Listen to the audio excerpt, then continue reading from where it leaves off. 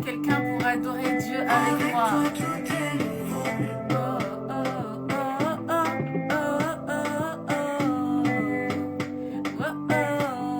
Avec toi tout est nouveau. Est-ce que quelqu'un peut adorer Dieu avec moi?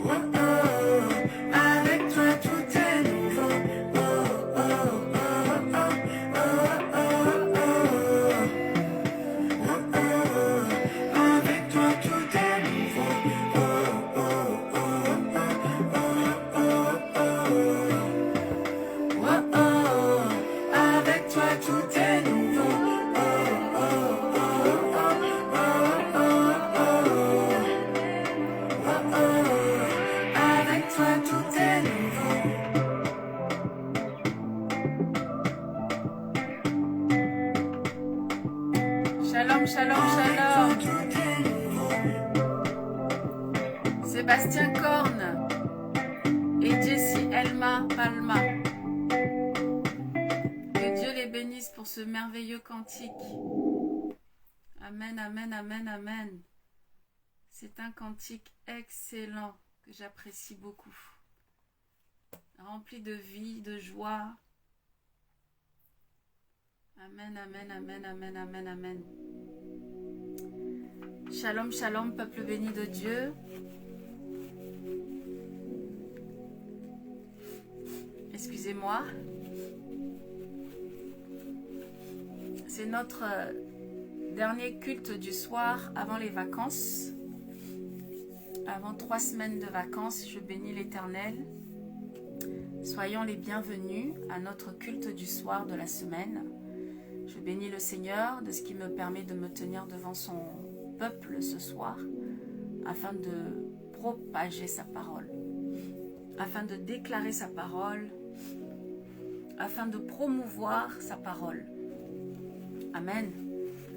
Nous sommes donc mardi 1er août 2023 et je profite de l'occasion pour nous souhaiter à tous et à toutes un excellent mois d'août, rempli de joie, rempli de paix, rempli de repos, que le Seigneur vous accorde son repos. Pour ceux qui partent en vacances, passez de très très très très bonnes et belles vacances 2023. Pour ceux qui ne peuvent pas, le repos dans la présence du Seigneur est aussi excellent, si ce n'est le meilleur. Amen. Shalom, shalom, shalom, shalom, shalom à tous. Pour ceux qui ne me connaissent pas, je suis la servante de Dieu, la prophétesse Joséphine B. Amen, ministère prophétique, comme je le dis, maman de 2 enfants, épouse du prophète Ruben Anguessan et plein d'autres casquettes. Amen, amen, amen. Soyons les bienvenus. Bonsoir, bonsoir, shalom, shalom. À toi qui me regardes, que ce soit maintenant en direct ou alors en replay, que Dieu te bénisse abondamment. Amen, amen, amen. Je suis dans la joie lorsqu'on me dit « Allons dans la maison de l'Éternel ». Je suis dans la joie lorsqu'on me dit « Va servir l'Éternel, va faire son œuvre, va le glorifier ». Je suis dans la joie. Amen. Alléluia. Je suis d'autant plus dans la joie parce que juste après ce culte du soir, ce sont mes vacances. Dans tous les sens du terme, je suis en vacances avec mon époux, avec nos enfants. Je bénis le Seigneur. Voilà, donc je suis dans la joie et impatiente de pouvoir terminer ce culte. Je réponds bien évidemment à l'appel du Seigneur, hein, Dieu avant toute chose. Merci Seigneur. Voilà, bien-aimés, nous allons donc de ce pas reprendre l'enseignement, ou plutôt la parole qui a été vue dimanche, et le thème de cette parole que nous avons vu pour ceux qui étaient présents au culte, hein, dimanche. Le thème de cette parole était l'Ancien et le Nouveau Testament. Ancien et Nouveau Testament. Pour ceux qui étaient là dimanche, vous savez bien évidemment de quoi il s'agit. Pour les autres, ben, ce sera une bonne surprise. Dieu n'a que des bonnes surprises pour ses enfants. Amen. Sans plus tarder, puisque l'heure est déjà partie. Ancien et Nouveau Testament. De quoi s'agit-il, bien-aimés? Amen. De quoi allons-nous parler? Ancien et Nouveau Testament. Je vais essayer de reprendre cette parole fidèlement, comme le Seigneur me l'a donnée. Je ne veux rien enlever, je ne veux rien retrancher, je ne veux rien ajouter. Je veux que Dieu seul, par son esprit, puisse se saisir de moi et puisse parler à son peuple. Amen. Que lui seul soit vu, que lui seul soit entendu, au nom de Jésus. Amen, amen, amen. Je salue tout le monde, je salue le peuple de Dieu, je salue tous les membres de l'Église, je salue ceux qui nous suivent également de partout ailleurs dans le monde. Que Dieu vous bénisse abondamment. Amen. Ancien Testament et Nouveau Testament. De quoi allons-nous parler ce soir? Amen, amen, amen, amen. Je disais, bien-aimé, je disais dimanche que on ne peut plus aujourd'hui parler ni d'Ancien Testament, ni même de Testament tout court. Amen. Aujourd'hui, bien-aimé, dans la dispensation dans laquelle nous sommes, à l'époque à laquelle nous sommes, nous ne pouvons plus parler d'Ancien Testament ou de Testament tout court. Amen. Alléluia. Pourquoi? Parce qu'il y a eu un grand événement au cours de l'histoire de l'humanité qui nous permet de ne plus pouvoir parler de testament. Amen. Et vous allez me dire, mais servante de Dieu, quel est cet événement? L'événement le plus glorieux pour l'instant, le deuxième événement le plus glorieux, ce sera le retour de notre Seigneur Jésus-Christ. Le premier événement le plus glorieux de tous les temps, c'est la venue de notre Seigneur Jésus-Christ. C'est cet événement. Amen. C'est cet événement qui nous permet aujourd'hui de ne plus pouvoir parler de testament, ni même d'Ancien Testament, ni même de Nouveau Testament. Amen. Car l'arrivée de notre Seigneur Jésus-Christ, Seigneur et Sauveur, nous permet de ne plus parler ni d'Ancien Testament, ni de Nouveau Testament. Amen. Alléluia. Car après cet événement, qui est Jésus-Christ à la croix, notre Seigneur Jésus-Christ à la croix est venu, Dieu s'est fait chair, Dieu s'est autoprocréé, Dieu se fait chair pour pouvoir venir parmi nous les hommes, parmi ces créatures, afin de pouvoir accomplir un certain nombre de choses. Amen.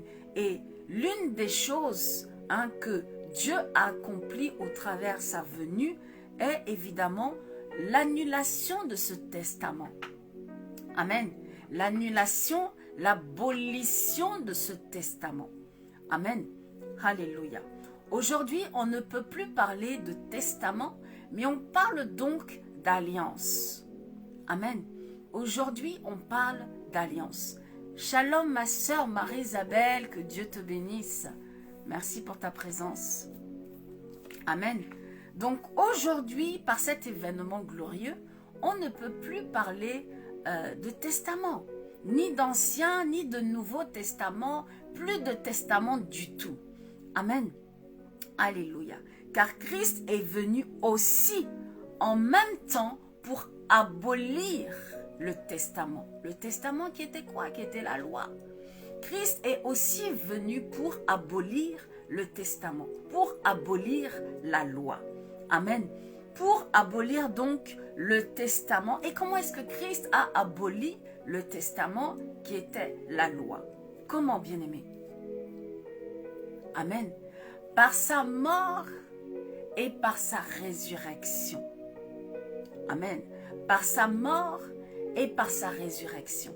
Christ a passé 3 jours dans le tombeau, 3 jours dans le séjour des morts. Et ensuite, il a ressuscité. Ensuite, il est revenu parmi les morts. Il n'y a que lui seul qui peut faire ça. Dieu seul peut faire ça. Aller dans le séjour des morts et revenir parmi les vivants. Qui d'autre que notre Dieu est capable d'accomplir une telle puissance, une telle gloire? Qui d'autre à part lui? Personne. Amen. Personne d'autre que Dieu ne peut accomplir cela. Amen. On ne peut donc plus parler de testament car Christ n'est plus mort, car Christ n'est plus dans le tombeau, car Christ n'est plus dans le séjour des morts, mais il est ressuscité. Il est revenu parmi les morts. Voilà pourquoi on ne peut plus parler de testament, ni même d'Ancien Testament, ni même de Nouveau Testament.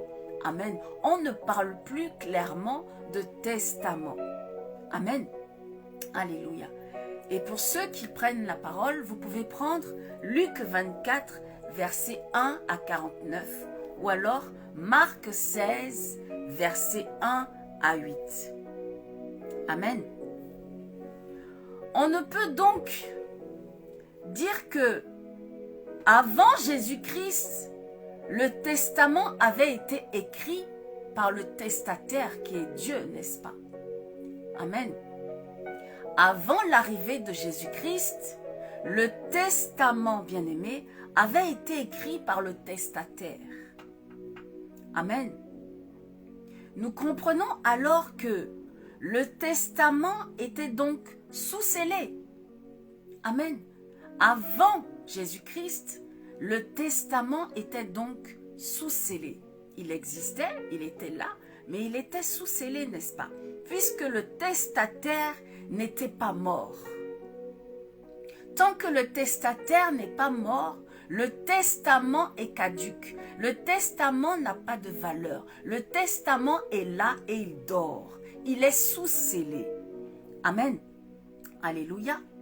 Et ce testament restera sous scellé dans un coffre-fort, si on veut, tant que le testataire est vivant.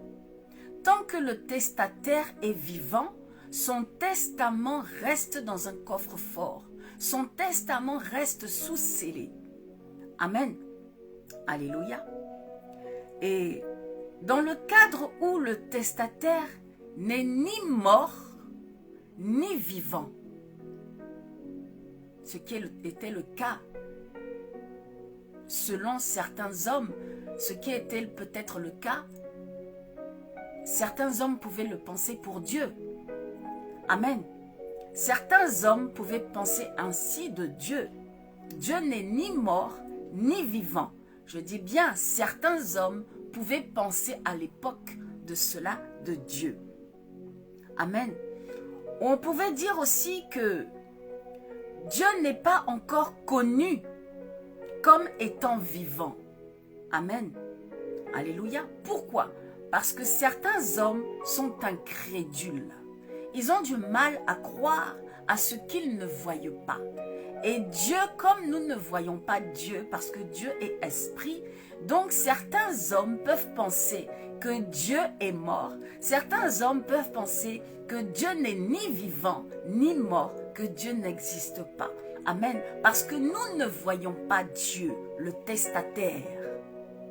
Parce que nous ne voyons pas Dieu. Amen. Avant Jésus-Christ, Dieu était vivant, n'est-ce pas? Dieu a toujours été vivant. Et Dieu sera toujours vivant, assis sur son trône. Dieu existe bel et bien, toujours, depuis la création de ce monde jusqu'à éternellement. Amen. Alléluia. Dieu est bien vivant. Sauf que avant Jésus-Christ, les hommes n'avaient pas vraiment connaissance de Dieu. Amen. Avant Jésus-Christ, le testament existait et a toujours existé parce que le testataire qui est Dieu a toujours été vivant. Amen. Mais Dieu étant invisible parce que Dieu est esprit.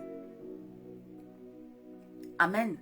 Donc son testament, bien qu'il existait déjà, il reste quand même sous scellé parce que les hommes de ce monde n'avaient vraiment pas conscience véritablement de l'existence de Dieu.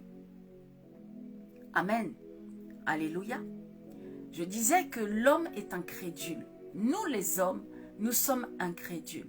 Pour pouvoir croire à quelque chose, nous avons besoin de toucher à cette chose-là. Nous avons besoin de voir cette chose-là. Nous avons besoin de palper cette chose-là. Autrement dit, nous avons beaucoup de mal à croire à cela. Amen. Alléluia. Donc les hommes ne voyant pas Dieu avaient beaucoup de mal à croire à l'existence de Dieu et encore plus à croire que Dieu est vivant. Amen. C'est alors que Dieu s'est autoprocréé en la personne de Jésus-Christ, afin que physiquement et humainement dans la chair, amen, que le testament est un testataire. Parce que les hommes ont besoin de voir pour croire.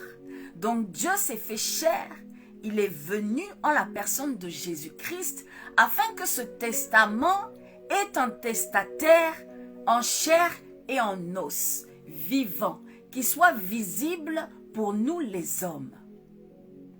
Est-ce que nous comprenons? Et surtout le plus intéressant, bien-aimés, c'est lorsque ce testataire physique va accepter de venir mourir à la croix pendant 3 jours. Il a passé 3 jours dans le tombeau, 3 jours dans le séjour des morts. Amen. C'est donc ainsi qu'on peut donc dire que, humainement dans la chair, le testament, la loi, est finalement entré en vigueur que pendant 3 jours. Puisque le testataire était mort, était dans le séjour des morts pendant 3 jours.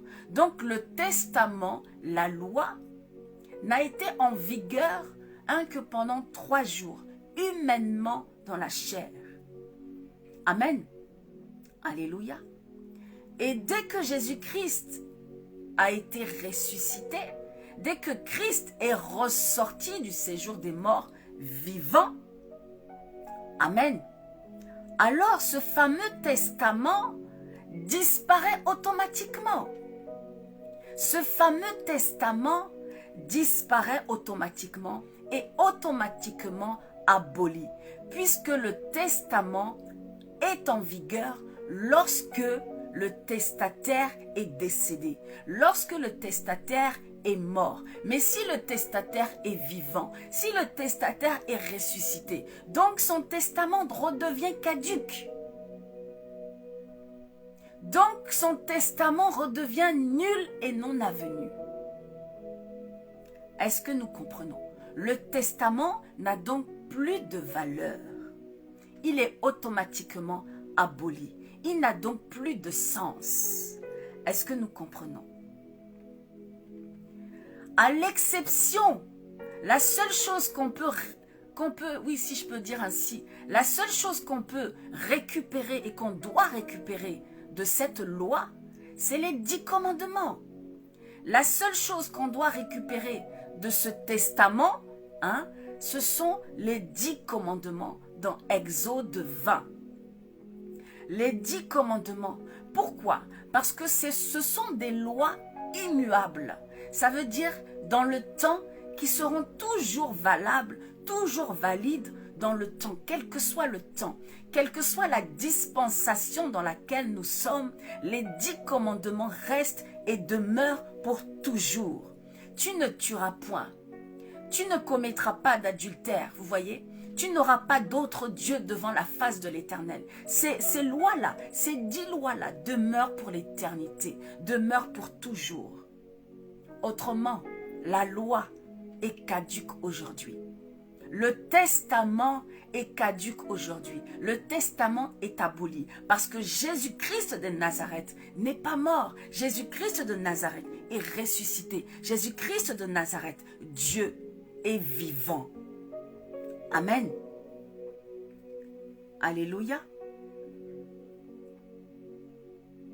Est-ce que nous comprenons? Vous voyez, bien-aimés, c'est donc en cela qu'on ne peut plus parler de testament, car Christ est ressuscité. Je rappelle que Jésus, c'est Dieu. Dieu dans la fonction de fils. Dieu a 3 fonctions. La fonction de Père, la fonction de Saint-Esprit et la fonction de Fils. Jésus-Christ, c'est Dieu dans la fonction de Fils. Est-ce que nous comprenons? Donc Dieu étant vivant, le testament est automatiquement aboli, n'a plus de sens, perd sa valeur. Amen. Alléluia. Et je disais que on parle de testament quand une personne déclare vouloir donner tous ses biens ou la moitié de ses biens à une ou à plusieurs personnes. Alors cette personne de son vivant, lorsque cette personne est encore vivante, elle rédige un testament. Elle effectue un testament, soit auprès d'un notaire, ou alors un testament qu'elle peut le faire elle-même, manuscrite, elle peut le faire elle-même et le mettre sous scellé jusqu'à ce que cette personne décède. Et lorsque cette personne est décédée, son testament alors entre en vigueur. Son testament alors peut être validé et on peut alors donner, léguer tous ses biens aux personnes qu'elle souhaitait de son vivant. C'est ce qu'on appelle un testament. Mais si la personne est vivante, le testament est caduc. Le testament ne court plus. Le testament n'a plus de valeur, n'a plus de sens. Amen. Alléluia.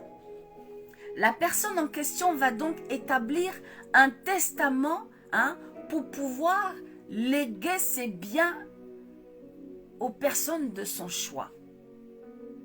Alléluia. Est-ce que nous comprenons?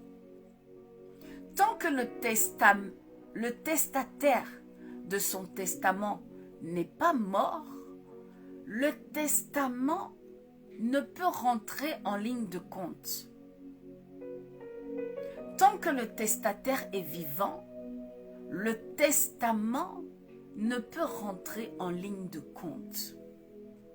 il ne peut être pris en considération. Il ne peut être validé. Est-ce que nous comprenons? Dans notre cas, selon la parole, en fonction de la parole de Dieu, Amen, puisque Christ, Dieu, dans la fonction de Fils, est ressuscité, puisque Jésus-Christ est vivant, la loi, le testament, Amen, n'a plus de sens. Amen. Est-ce que nous comprenons? Le testataire de l'Ancien Testament étant ressuscité et vivant, ce qui entraîne automatiquement l'abolition de la loi, l'abolition du testament. Amen. Est-ce que nous comprenons? Car par la résurrection de notre Seigneur et Sauveur Jésus-Christ, Amen, cela engendre automatiquement une nouvelle naissance. Je répète. Par la résurrection, le fait que Jésus soit vivant, par la résurrection de notre Seigneur Sauveur Jésus-Christ, cela engendre automatiquement une nouvelle naissance. Amen. Donc, qui dit nouvelle naissance, dit nouvelle personne, dit nouvelle créature. Amen. Qui dit nouvelle personne, dit aussi toutes choses passées sont passées. Et toutes choses nouvelles sont devenues nouvelles. Donc, l'Ancien Testament, ce qui était testament avant, est donc passé. Amen. Et donc mort avec Christ et resté dans le tombeau. Amen. L'Ancien Testament, la loi, est mort avec Christ et resté dans le tombeau. Parce que par la résurrection de Christ, cela engendre automatiquement une nouvelle naissance, une nouvelle personne. Donc une nouvelle personne n'est pas responsable de l'ancienne personne, de l'Ancien Testament. Est-ce que nous comprenons? C'est compliqué, hein? La parole est très compliquée. La parole de Dieu n'est pas donnée à tous de comprendre. Amen. Alléluia. Toutes choses anciennes sont passées. Donc, toutes choses sont devenues nouvelles. 2 Corinthiens 5, verset 17. Amen. C'est pourquoi je disais dimanche que c'est ainsi qu'on appelle Dieu dans la fonction Fils Jésus. On appelle Dieu, on a appelé autrefois Dieu dans la fonction Fils Jésus. Pourquoi? Parce que Jésus était moitié homme, moitié Dieu. Pourquoi? Parce que Dieu s'est autoprocréé en la personne de Jésus. Avec qui Dieu s'est autoprocréé? Avec celle qu'il a trouvée, avec celle que Dieu a trouvée grâce à ses yeux, Marie. Marie n'est rien d'autre qu'une servante de Dieu, comme moi, comme vous et moi, que Dieu a utilisée. Elle a trouvé grâce aux yeux de Dieu, comme je peux trouver grâce aux yeux de Dieu, pour ceux qui adorent Marie là. Marie est une personne, est une servante que Dieu a utilisée comme Dieu m'utilise aujourd'hui. Elle a trouvé simplement grâce aux yeux de Dieu. À l'époque, bien-aimés, il existait des centaines, des milliers de vierges sur la terre. Pourquoi Marie? C'est simplement la grâce. La grâce ne s'explique pas. Dieu l'a choisie, point. C'est une grâce qu'elle a reçue de Dieu. C'est pas parce qu'elle était meilleure, c'est pas parce qu'elle était ceci, cela. C'est la grâce. Aujourd'hui, Dieu me fait grâce de pouvoir le servir. Dieu me fait grâce de pouvoir proclamer sa parole. C'est une grâce. Il n'y a rien de plus ni de moins. Je ne fais rien de plus ni de moins que les autres. Je ne suis pas mieux que les autres. C'est la grâce de Dieu. La grâce de Dieu, Dieu touche qui il veut. C'est sa grâce. Amen. Dieu s'est autoprocréé avec celle qui a trouvé grâce à ses yeux, Marie. Luc 1, verset 30. Amen. Au travers de cela, on peut dire que Dieu a donc un fils, forcément, puisqu'il s'est autoprocréé. En s'autoprocréant, il a forcément un fils. C'est pour ça qu'on dit Dieu, 3 fonctions. Dieu dans la fonction de fils, c'est Jésus. Mais c'est la même personne, c'est Dieu. Il a juste 3 fonctions. Est-ce que nous comprenons? Il fallait que cette parole que nous lisons là puisse s'accomplir, puisse être vérité. Dieu le Père, Dieu le Fils, Dieu le Saint-Esprit. On avait besoin de voir ce Fils-là. On a le Saint-Esprit, on a le Père. Mais alors le Fils, il fallait bien qu'on ait aussi le Fils pour qu'on ait véritablement, pour que cette parole soit vérité. Dieu le Père, Dieu le Fils, Dieu le Saint-Esprit. Donc il fallait que Dieu s'autoprocrée pour qu'il ait un Fils. Est-ce que nous comprenons? C'est pourquoi avant sa mort à la croix, on l'appelait simplement Jésus. Pourquoi? Parce que Jésus là, c'était son côté homme. Jésus, c'était son côté homme. Voilà pourquoi on l'appelait Jésus, avant la croix. Amen. C'est seulement après la croix qu'on a commencé et qu'on était autorisé à l'appeler Christ. Côté Dieu. Parce que lui seul était capable de faire ce qu'il a fait. Lui seul était capable de rentrer dans le séjour des morts et d'en sortir comme une fleur. Lui seul était capable. Ça, c'était son côté Dieu. Son côté homme là, c'est Jésus. Son côté Dieu, c'est Christ. Est-ce que nous comprenons? Dieu s'est autoprocréé. Dieu est donc moitié homme, moitié Dieu. Côté homme, c'est Jésus. Côté Dieu, c'est Christ. Jésus-Christ. Fils de l'homme. C'est pour ça qu'on l'appelle fils de l'homme. Amen. Fils de l'homme. Parce qu'il est moitié homme, moitié Dieu. Fils de l'homme. Est-ce que nous comprenons? Et après sa résurrection, on l'appelle maintenant Jésus-Christ, le Messie, Seigneur et Sauveur. Parce qu'il est maintenant Dieu pleinement. Est-ce que nous comprenons? Vous voyez? Je disais dimanche, avant l'heure, c'est pas l'heure. Et après l'heure, c'est plus l'heure. Amen. Avant l'heure, c'est pas l'heure. Et après l'heure, ce n'est plus l'heure. Dieu a fixé un temps pour tout un chacun d'entre nous. Dieu a fixé un temps pour les choses qui nous environnent. Dieu a fixé un temps pour l'ennemi et ses acolytes. Dieu a fixé un temps pour ce monde. Dieu a fixé un temps pour toutes choses. Je disais qu'avec Dieu, Dieu n'est jamais en retard, Dieu n'est jamais en avance.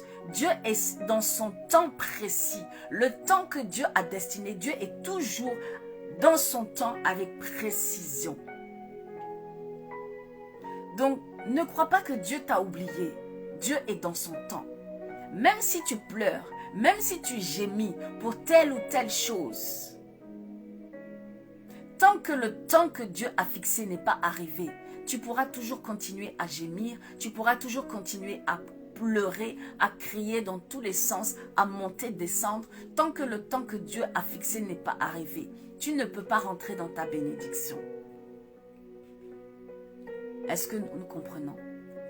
Dieu n'est jamais en retard, ni jamais en avance. Dieu est toujours dans le kairos moment, toujours dans le temps exact. Le temps qu'il nous a fixé, le temps qu'il a fixé pour ta bénédiction, le temps qu'il a fixé pour ta victoire, le temps qu'il a fixé pour que tu te maries, le temps qu'il a fixé pour telle ou telle chose. Dieu est toujours dans son temps. Amen. La preuve, Matthieu 16, verset 20. Est-ce qu'on va le prendre? Matthieu 16, verset 20. La Bible déclare quoi? Matthieu 16, verset 20. Jésus recommande à ses disciples de ne point dire au monde qu'il est en réalité le Christ. Car ce n'était pas encore le temps. Ce n'était pas encore le moment. Jésus devait d'abord passer par la croix avant qu'on puisse l'appeler Christ.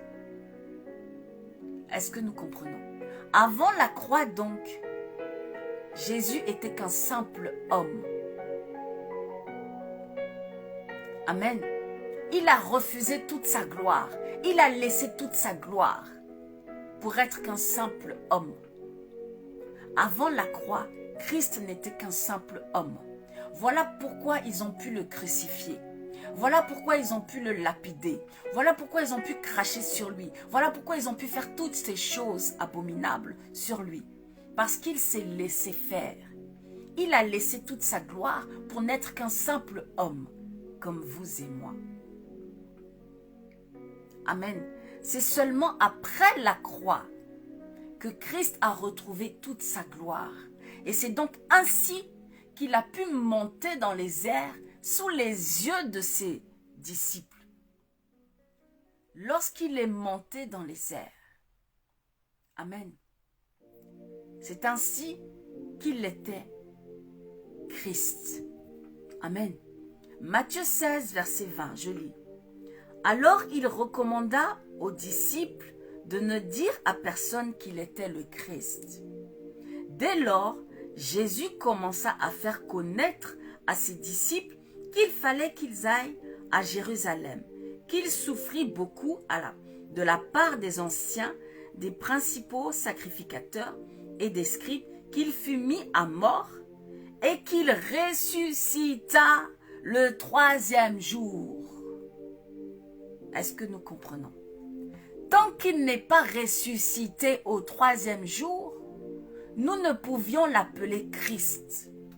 Il faille d'abord qu'il passe à la croix, afin que maintenant nous puissions l'appeler Christ, côté Dieu. Avant ça, c'était Jésus simplement, côté homme. Amen. Avant sa mort, on l'appelait simplement Jésus de Nazareth, fils de David le charpentier. Ça, c'est le côté humain, côté chair. Amen. On l'appelait simplement Jésus de Nazareth, fils de David. Parce que David, fils de Joseph, autant pour moi. Puisque Joseph, son père, était aussi charpentier comme lui. Amen. Joseph était aussi charpentier. Amen. Alléluia. Et après sa résurrection, on l'appelait maintenant Christ, côté Dieu. On pouvait alors l'appeler Jésus-Christ de Nazareth, pleinement Dieu. Alléluia. Amen. Et au travers de cela, nous devons comprendre que le passé, c'est le passé. Ce sont nous les hommes qui condamnons toujours, qui revenons toujours sur le passé de quelqu'un. Dieu, quand il t'a pardonné là, le passé, il ne revient jamais dessus. Le passé, c'est le passé. C'est nous les hommes qui avons toujours tendance à ressasser, à ramener le passé de quelqu'un, à lui ramener ça en pleine face. Mais avec Dieu, le passé, c'est le passé. et toutes choses sont devenues nouvelles. C'est ainsi que la loi, le testament, est devenu automatiquement la grâce. C'est donc ainsi que le monde, la création de Dieu, a changé de régime. C'est ainsi que nous avons tous changé de régime. Amen. Nous ne sommes plus sous le régime de la dispensation de la loi, de la dispensation du testament, mais nous sommes désormais sous le régime nouveau de l'alliance. Le régime de la grâce. Est-ce que nous comprenons?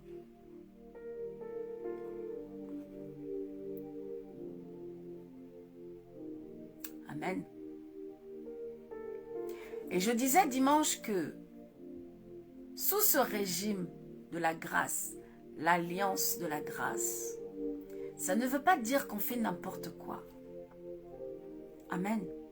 La grâce, bien-aimée, ne veut pas dire que tu fais n'importe quoi, que tu dois faire ce que tu veux n'importe comment. Non. La grâce veut plutôt dire que nous devons pratiquer ce qui est bon et agréable à Dieu. C'est cela la grâce. La grâce, l'alliance, la nouvelle alliance que Dieu est venu nous apporter, ce n'est pas de faire n'importe quoi, mais c'est de nous dire que maintenant, nous devons faire de nous-mêmes, de notre propre gré, car nous avons le choix, de faire toujours ce qui est bon et agréable pour Dieu, à Dieu, devant Dieu. Est-ce que nous comprenons? Oui, bien-aimés, certains pourront me dire, tout est permis. Mais je répondrai comme dit la parole, tout n'est pas utile. Tout est permis, oui, mais tout n'est pas utile. Même si Dieu t'a tout permis, Dieu te permet tout, pourquoi? Dieu te permet tout parce que tu as ta décision, tu as ton choix à faire. Dieu veut que tu fasses ce choix-là, ce bon choix-là. C'est là qu'est ta marche chrétienne. C'est là qu'est ton combat, le bon combat de la foi. C'est ce choix-là. Est-ce que nous comprenons? C'est ce choix-là que nous devons faire.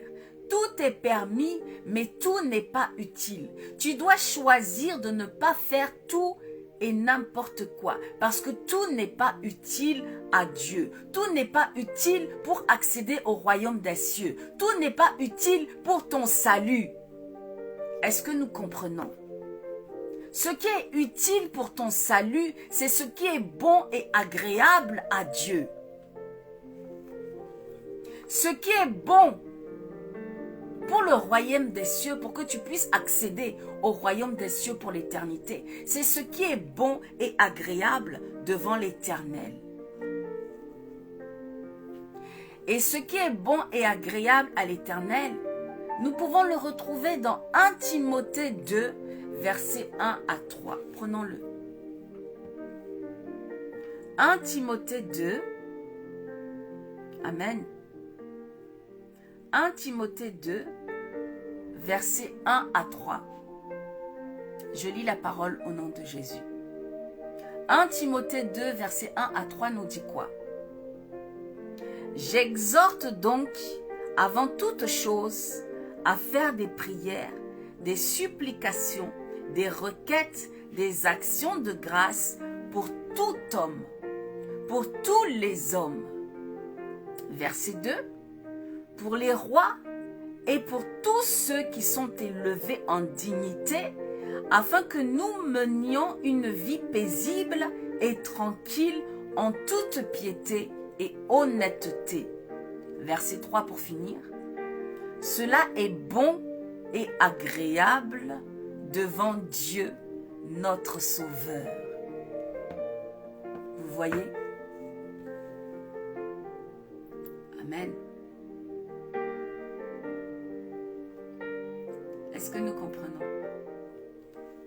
C'est ça, c'est cela, ce qui est agréable et bon à Dieu. c'est de prier les uns pour les autres. Amen. C'est de prier les uns pour les autres. Alléluia. En toute piété, en toute honnêteté. Car les fourberies là ne sont pas de Dieu. Dieu, c'est la vérité, c'est l'honnêteté, c'est la sanctification. Est-ce que nous comprenons? C'est la justice, c'est la droiture, c'est la loyauté, c'est l'intégrité. Vous voyez, Dieu sait toutes ces choses. Cela est bon et agréable à notre Dieu. Nous devons apporter devant le trône de grâce des prières, des supplications, des requêtes, des actions de grâce pour tous les hommes, sans exception. Au lieu de critiquer là, mets-toi à genoux, fléchis genoux et prie. Invoque l'Éternel. Des supplications, des prières, des actions de grâce, des requêtes. Comme Habakkuk. C'est ce que Dieu attend de nous. C'est ce qui est agréable et bon devant l'Éternel. Amen. Alléluia. Nous pouvons aussi prendre Éphésiens 5, versets 8 à 11. Je vais le prendre. Éphésiens 5, Éphésiens 5, versets 8 à 11. Je lis la parole. Il est écrit, « Autrefois vous étiez ténèbres, et maintenant vous êtes lumière dans le Seigneur. » Autrefois, quand nous étions dans le monde là-bas, il y a très longtemps, nous étions ténèbres. Aujourd'hui là, Dieu nous a rachetés. Aujourd'hui, nous sommes donc lumière dans le Seigneur. Nous devons donc marcher comme des enfants de lumière.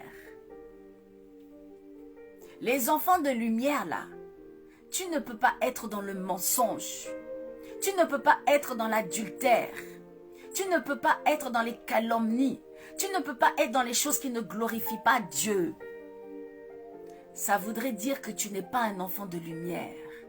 Car les enfants de lumière connaissent leurs limites. Par l'Esprit de Dieu qui est en eux. Un enfant de lumière ne peut pas s'asseoir avec les calomniateurs. On s'assemble avec ceux à qui on ressemble. Un enfant de lumière ne peut pas s'asseoir avec des haineux, des jaloux, des méchants. Est-ce que nous comprenons?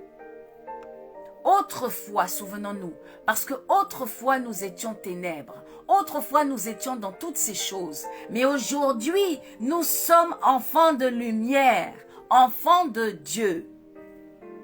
Éphésiens 5, verset 8, je continue. Car ce fruit de la lumière consiste en toutes sortes de bonté. Est-ce que je répète? Ce fruit de la lumière-là, ce fruit-là, quand tu dis que tu es enfant de Dieu, il y a un fruit que tu dois manifester. Il y a un fruit qu'on doit voir en toi. C'est la bonté. Toutes sortes de bonté. Soit amour, soit paix, soit joie. Accepte les autres, accueille les autres avec chaleur, avec amour, avec joie. Aide si tu peux aider, soutiens si tu peux soutenir. Vous voyez, en toutes sortes de bonté, de justice et de vérité. Verset 10. Examinez ce qui est agréable au Seigneur. D'après nous, d'après toi, qu'est-ce qui est agréable au Seigneur? La bonté, les bonnes choses, la charité. Lorsque tu es bienveillant, ça c'est agréable à Dieu. Lorsque tu fais du bien à ton prochain, lorsque tu traites ton prochain comme toi-même, lorsque tu aimes ton prochain comme toi-même. Amen. Alléluia. Verset 11 pour finir. Et ne prenez point part aux œuvres infructueuses des ténèbres. Lorsque tu calomnies là, ce sont des œuvres infructueuses des ténèbres. Tu ne peux pas dire que tu es enfant de Dieu, mais c'est toi qui es toujours dans les calomnies. C'est toi qui appelles toujours les autres dans les inbox pour insulter, critiquer, calomnier. Et tu te dis enfant de Dieu, enfant de lumière. Enfant de lumière, ne prends point part aux œuvres infructueuses des ténèbres, mais plutôt, nous devons les condamner. Est-ce que nous comprenons? La grâce, nous sommes sous la dispensation de la grâce. Voilà pourquoi beaucoup pensent que Dieu n'existe pas. Beaucoup se disent, oui, Dieu n'existe pas. Dieu n'est pas là parce que nous sommes sous cette grâce-là. La grâce où nous pouvons faire ce qu'on veut. La grâce où tout est permis, mais tout n'est pas utile. Alors ils se disent, non, Dieu n'existe pas. Tout est grâce. Moi, aujourd'hui, je fais ce que je veux. Je pêche comme je veux. Puisque Dieu est amour, puisque Dieu est grâce, alors je peux aller au paradis, je peux aller dans le salut. Bien-aimé, tu te fous le doigt dans l'œil, bien même. Est-ce que nous comprenons? Tu te fous le doigt dans l'œil, mais comme il faut. Est-ce que nous comprenons? La grâce, donc Dieu n'existe pas, donc Dieu est mort, donc Dieu dort. Dieu ne dort pas, hein? Dieu n'est pas mort, oh. Dieu existe bien. Dieu existe bel et bien. Il suffit de voir tout ce qu'on vit là pour se rendre compte que Dieu existe. Comme j'aime le dire, hein, je regarde souvent ma montre et je dis tic-tac, tic-tac, tic-tac, tic-tac. Le temps de Dieu approche. Le temps que Dieu a fixé pour toutes ces choses. Tic-tac, tic-tac, tic-tac. Le temps arrive où Dieu va balayer d'un seul revers. Il l'a déjà fait. Est-ce que nous comprenons? C'est juste parce qu'il a promis de ne plus le faire. Dieu n'est pas un homme pour mentir, ni se repentir. Ayons crainte de Dieu. J'ai envie de dire ce soir à une personne qui me regarde, Shalom homonyme. Oh, ça fait longtemps mon homonyme chérie, que Dieu te bénisse Joséphine. Ça fait bizarre de dire Joséphine dans ma bouche. Sois bénie, sois bénie, sois bénie, sois bénie. Que Dieu te bénisse, homonyme. Je suis dans la joie de te voir ce soir. Amen, amen, amen. J'ai envie de dire à quelqu'un ce soir que, bien-aimé, Dieu existe. Dieu existe bel et bien. Dieu ne dort pas. Amen. Dieu n'est pas mort. La seule chose, c'est tout simplement que Dieu veille. Dieu veille même sur chaque instant que nous vivons. À chaque instant, Dieu veille. Chaque minute, chaque seconde, chaque heure, Dieu veille. Je disais que quelqu'un qui a créé les détails, hein, comment est-ce qu'il ne peut pas être dans les détails? Regarde-toi dans une glace, tu verras tous ces petits détails que Dieu a mis. Tes cheveux, les cils, les sourcils, tes yeux, ta bouche, les dents. Quand tu ouvres la bouche, tu vois tous les petits détails. Comment est-ce que celui qui a créé tous ces petits détails-là ne peut pas être dans les détails? Dieu veille. Il connaît le nombre de cheveux. Hein? La Bible dit qu'il connaît le nombre de cheveux qu'il y a sur ta tête. Comme Dieu n'agit pas parce qu'il attend le temps qu'il a fixé, alors beaucoup se disent, oh non, c'est la fête. C'est la grâce, on peut faire ce qu'on veut. Non. La grâce, c'est faire ce qui est bon et agréable à Dieu pour pouvoir hériter du royaume des cieux. Point. Est-ce que nous comprenons? Dieu est assis sur son trône.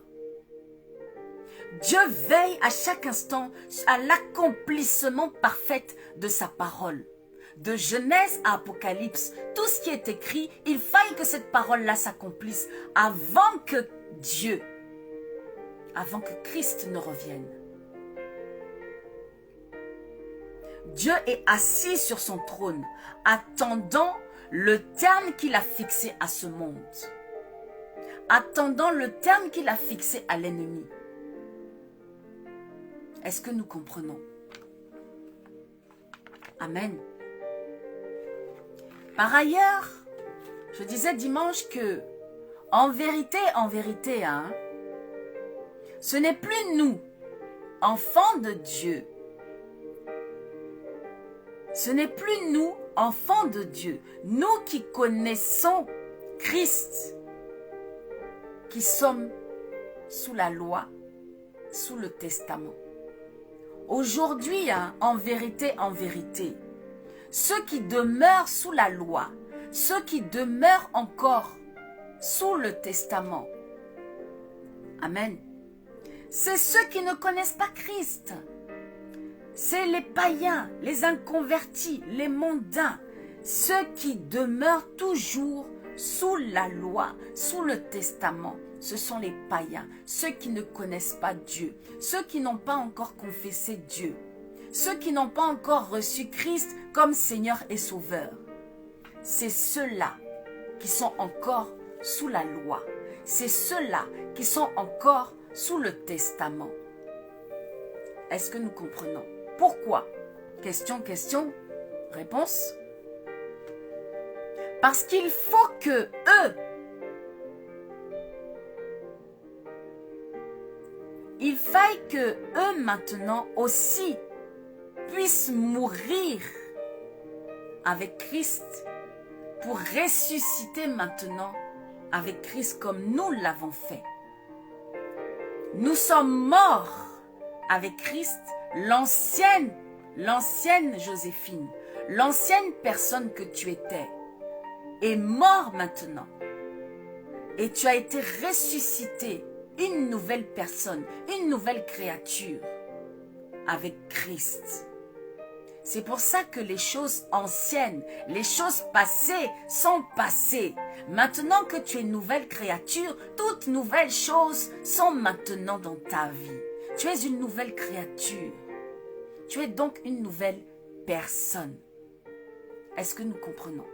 Il faut donc d'abord que les païens puissent accepter le Seigneur, Jésus-Christ, comme Seigneur et Sauveur de leur vie.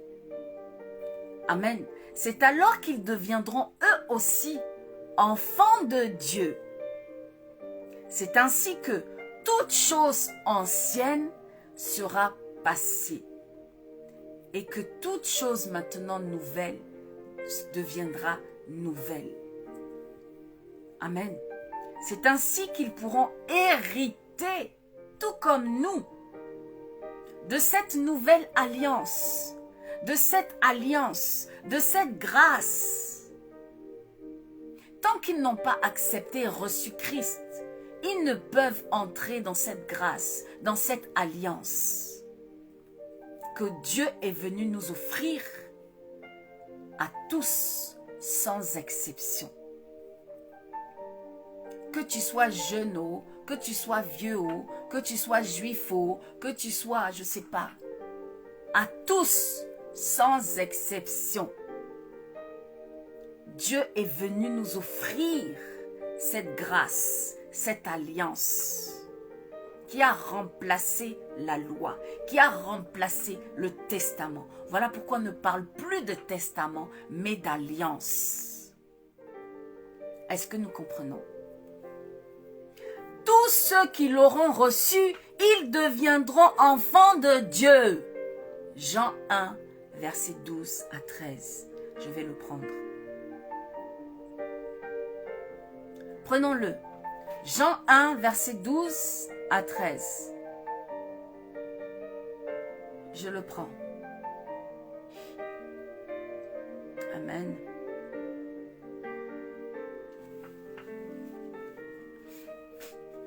Amen, amen, amen. Jean 1, versets 12 à 13. Que nous dit la parole? Je lis au nom de Jésus.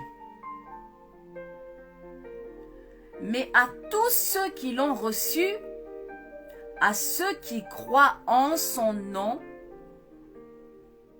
elle a donné le pouvoir de devenir enfants de Dieu, lesquels sont nés.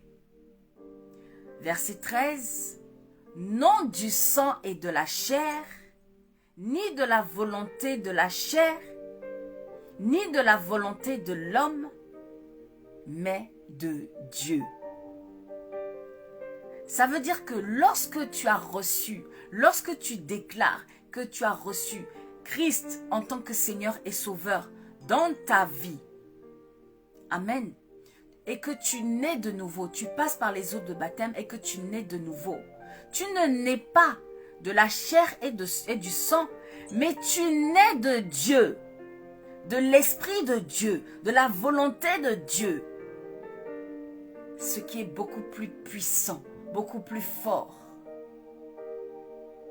Tu nais de nouveau spirituellement. Non dans la chair, mais spirituellement. Et nous savons que le spirituel prévaut sur le naturel, sur le physique. Amen. Avant de voir quelque chose dans le physique, tout se passe d'abord dans le spirituel. Amen. Est-ce que nous comprenons? Tout se passe d'abord dans le spirituel. Donc, ce qui nous donne le pouvoir de devenir enfants de Dieu et par conséquent quitter le testament, quitter la loi pour la grâce, pour la nouvelle alliance, pour le royaume des cieux, pour ton salut, bien-aimé, c'est d'accepter Jésus-Christ, c'est de croire en Jésus-Christ, c'est de le recevoir dans ton cœur, dans ton âme, dans ton esprit, dans ta vie, comme Seigneur et Sauveur personnel. Est-ce que nous comprenons? C'est ce que nous venons de lire. Jean 1, verset 12 à 13. Je n'invente rien. Amen. Alléluia. J'exhorte quelqu'un ce soir. Je parle à quelqu'un ce soir. Bien-aimé, il ne suffit pas d'aller à l'église tous les dimanches. Il ne suffit pas de lire cette Bible. Il ne suffit pas de dire « je suis chrétien ». Non. Si tu veux hériter du royaume des cieux, tu dois véritablement accepter le Christ comme Seigneur et Sauveur personnel. Tu dois mettre cette parole en pratique. 1 Timothée 2, versets 1 à 3. Toutes ces choses qui sont agréables à Dieu. C'est ce qui va te donner, amen, de pouvoir accéder au royaume des cieux. Mais également Jean 1, versets 12 à 13. Tous ceux qui l'ont reçu, si tu as reçu Christ, il t'a été donné de devenir enfant de Dieu. Donc de pouvoir hériter du royaume, de pouvoir hériter de l'alliance, de pouvoir hériter de la grâce. Amen. Parce que si tu as hérité, si tu as reçu Dieu en toi, si tu as reçu Christ en toi, si tu as reçu le Saint-Esprit en toi, le Saint-Esprit en toi te donnera, bien-aimé, d'éviter le péché, te donnera de marcher dans la sanctification, te donnera de marcher dans les voies du Seigneur, sur ce chemin-là qu'il est venu nous donner, dans la vérité. Je suis la vie, le chemin et la vérité. Tu veux la vie? Marche dans ce chemin-là qu'il est venu nous donner, dans sa vérité, pour pouvoir hériter de ce royaume-là et se dire enfant de Dieu. Les choses agréables à Dieu, c'est la bonté, la fidélité, la loyauté, les bonnes choses qui plaisent à Dieu. C'est cela notre marche de tous les jours. C'est ça notre bataille, notre combat, le bon combat de la foi. C'est ça, bien-aimés. Est-ce que nous comprenons? Je prie ce soir, bien-aimés, que quelqu'un ait entendu et compris cette parole. Que quelqu'un reçoive cette parole ce soir. Que cette parole soit semée, plantée dans nos cœurs. Qu'au travers de cette parole, je déclare que quelqu'un reçoit l'amour. L'amour du Seigneur. La miséricorde du Seigneur. Seigneur, merci pour ton amour. Merci pour ta miséricorde. Que ton amour et ta miséricorde, Seigneur, impactent quelqu'un ce soir. Touche quelqu'un ce soir. Au nom de Jésus. Merci, Seigneur, pour cette loi que tu as abolie. Merci, Seigneur, pour ce testament que tu as aboli. Au travers de cette abolition, Seigneur, tu nous as donné une alliance. Tu nous as donné une grâce. Tu nous as donné la faveur. Tu nous as donné ta faveur. Tu nous as donné tes bénédictions. Nous bénissons ton Saint-Nom, Seigneur. Nous te disons merci. Nous voulons maintenant voir la manifestation de ton amour chaque jour dans nos vies au nom de Jésus. Nous voulons te voir à l'œuvre, Seigneur, dans nos vies au nom de Jésus. Donne-nous à chaque instant de manifester ta puissance, de manifester ton amour, de manifester ta miséricorde au nom de Jésus. Alléluia. C'est ce qui nous permet de pouvoir nous dire que nous sommes enfants de Dieu. Je suis enfant de Dieu parce que je manifeste les caractères de Dieu. Amen. Alléluia. Merci Saint-Esprit de Dieu de ce que tu nous couvres maintenant. Tu nous combles encore de ton amour. Tu combles maintenant chaque compartiment de notre être, chaque compartiment de notre personne qui était vide. Seigneur, tu nous remplis maintenant. Tu nous combles maintenant de ton amour, de ta miséricorde, de ta présence au nom de Jésus.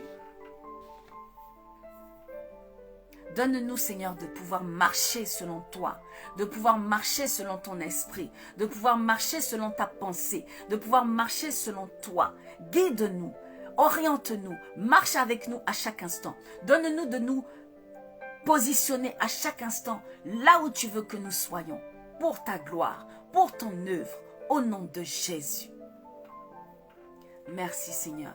Merci pour cette parole. Merci pour ta fidélité. Au nom de Jésus. Amen, amen, amen. Alléluia.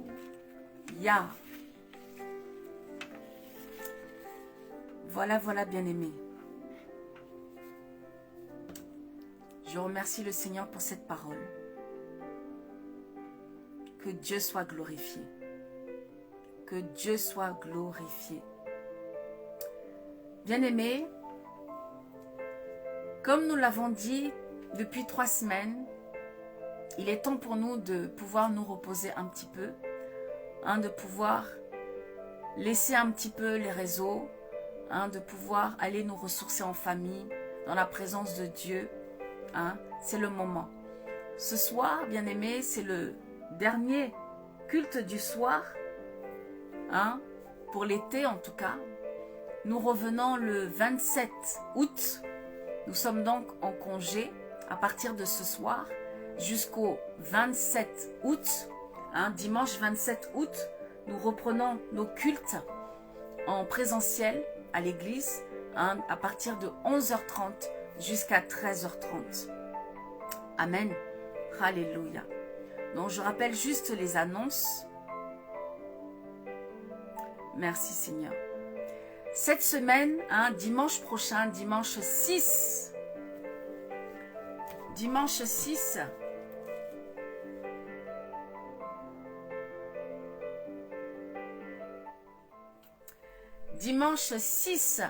août prochain, il n'y aura pas de culte, ni en présentiel, ni en ligne. Nous sommes tous en congé, nous sommes tous en repos. Il est important de le faire. Dieu lui-même s'est reposé. À plus forte raison, nous ne sommes que de chair. Nous avons encore plus besoin de nous reposer. Nous ne serons jamais Dieu et nous n'aurons jamais les capacités de Dieu. Voilà pourquoi il est important et nous vous conseillons de pouvoir vous reposer aussi. Donc par la grâce de Dieu, nous prenons ces quelques jours, ces quelques semaines pour pouvoir nous reposer, nous ressourcer, pour mieux revenir par sa grâce. Pour mieux revenir, nous avons besoin aussi de souffler. Amen. Alléluia. Car se mettre là devant l'écran, on ne sait pas qui est derrière, on ne sait pas qui nous suit, on ne sait pas les prières qui sont faites, on ne sait pas comment est-ce que je peux dire ça? Les ennemis qui sont derrière, mais Dieu nous garde, Dieu nous protège. Amen. Vous savez que être devant, c'est pas quelque chose de facile. C'est pas quelque chose qu'on fait de gaieté de cœur parce qu'on a envie de le faire. On le fait parce que Dieu nous a suscité à le faire. On le fait parce que Dieu nous a appelés à le faire. Amen. Et je dis souvent pour les personnes qui croient que oui, on aime tellement les photos, on aime tellement... non, vous vous trompez, bien-aimés. On a juste été appelés à le faire.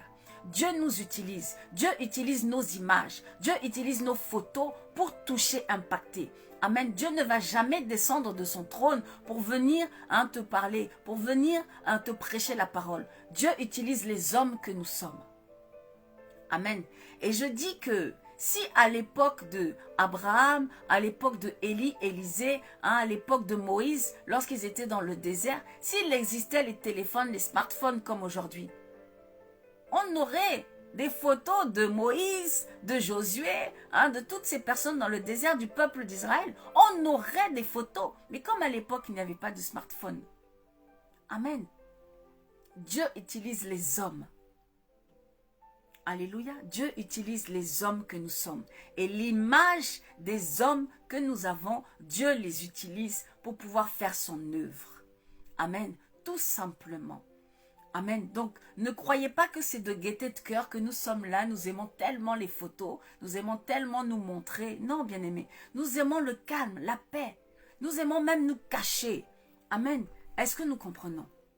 Mais quand Dieu vous appelle, quand Dieu a déposé quelque chose sur vous, sa lumière, ce n'est pas pour rester sous le boisseau. C'est pour que cette lumière-là puisse éclairer le monde.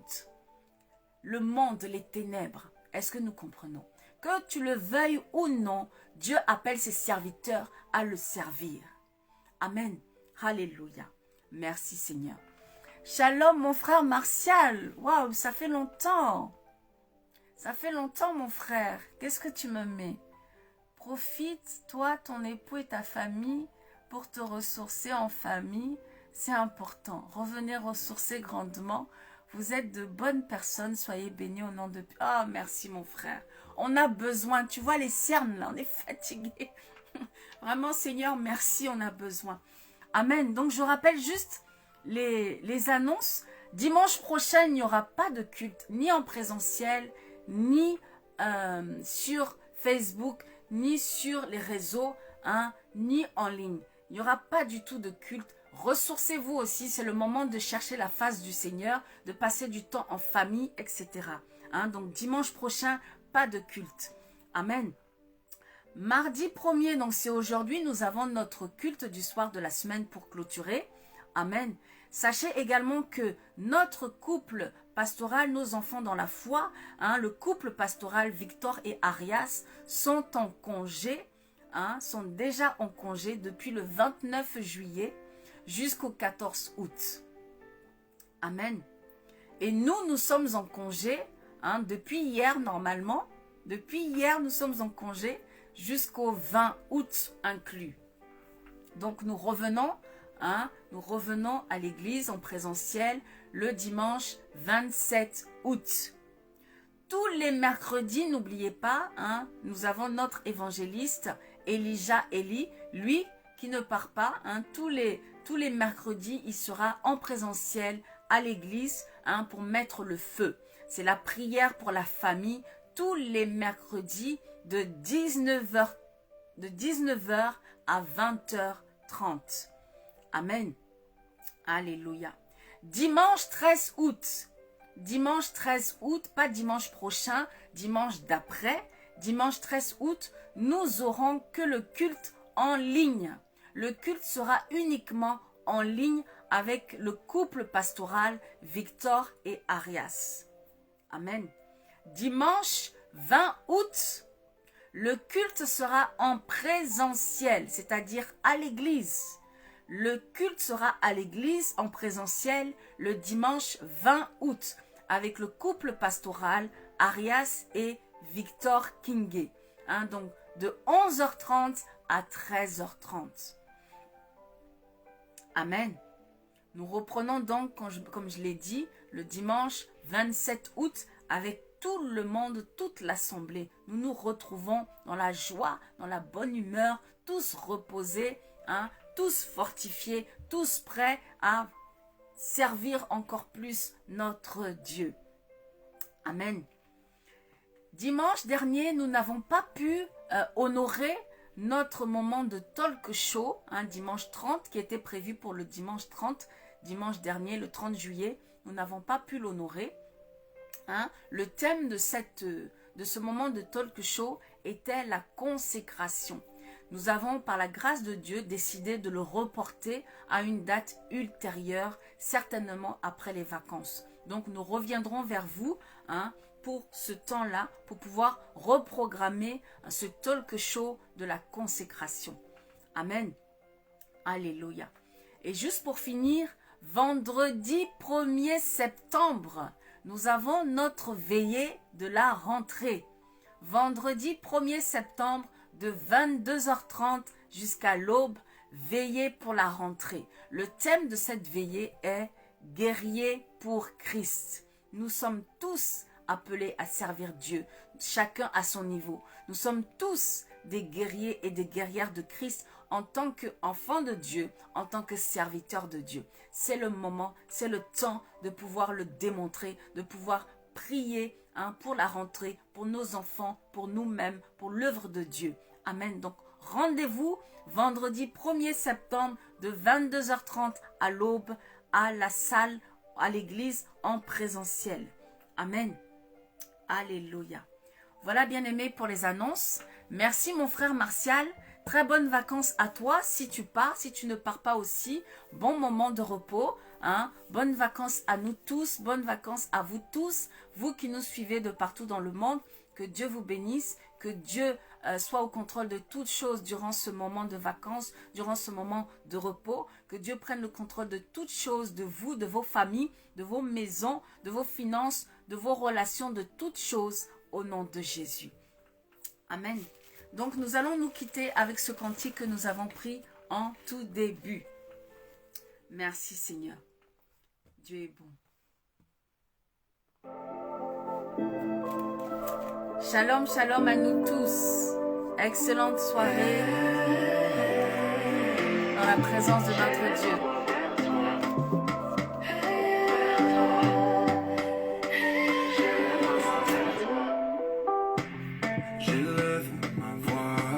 J'élève ma voix. Souviens-toi de moi. Souviens-toi de moi, Seigneur. Le cœur à l'arrêt, j'écris ton nom. Ne me laisse pas. Ne me laisse pas, Seigneur. Aujourd'hui fini de ressasser les péchés du passé effacés, dépassés. Non. Je ne suis qu'humain et imparfait, mais Dieu, ton amour est si parfait, plus que parfait. Avec toi tout est nouveau. Oh, oh, oh, oh, oh, oh, oh, oh, oh. Avec toi tout est nouveau. Oh, oh, oh, oh, oh, oh, oh. Oh, oh. Avec toi tout est nouveau.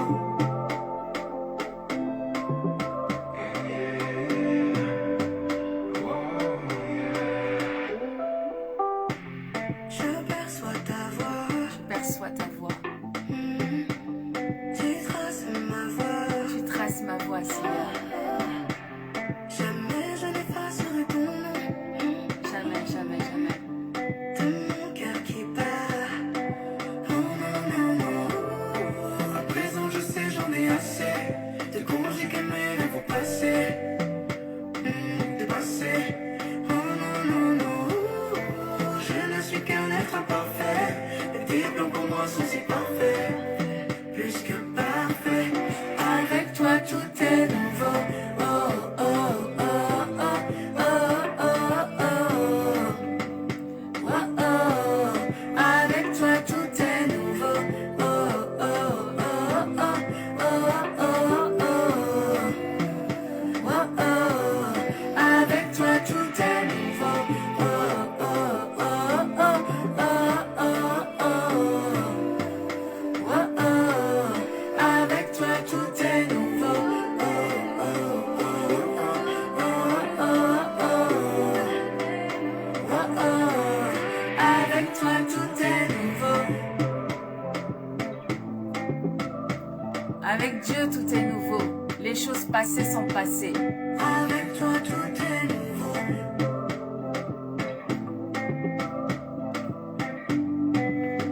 Shalom, shalom, shalom, shalom, shalom, shalom. À très bientôt. Que Dieu vous bénisse. Merci Seigneur.